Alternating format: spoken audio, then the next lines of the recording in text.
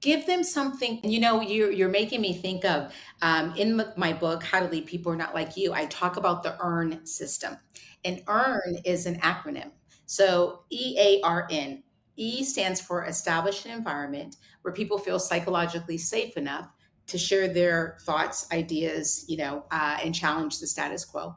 A means assure alignment, right? The left hand has to know what the right hand's doing. The team has to know how the company wins. And equally as important, how what they do contributes to that win. So you have to assure alignment.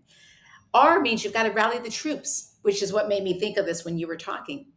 Give them something. People don't follow a to do list, they follow a vision. Give them something that they can get excited about that's bigger than their to do list, something that gets them excited to show up, speak up, and deliver every single day.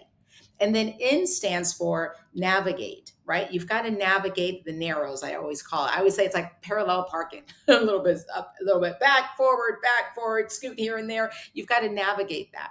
So when you think about leadership, and I want leaders to think about navigating the narrows, what that simply means is your team needs to know where's the company going and why. How are we going to get there and by when? And when we hit those turbulent times, as every business does, then what's the backup plan? So the earn system, and I outline in my book as to this is how you lead people who are not like you. But man, oh man, if you can get them to connect the dots and see that what they do adds value and how it helps the company win overall. And a lot of times what we as leaders do is we may talk about how the company wins, but we don't attach the dots. So the person may know, okay, so we're trying to get to whatever, that's how the company wins.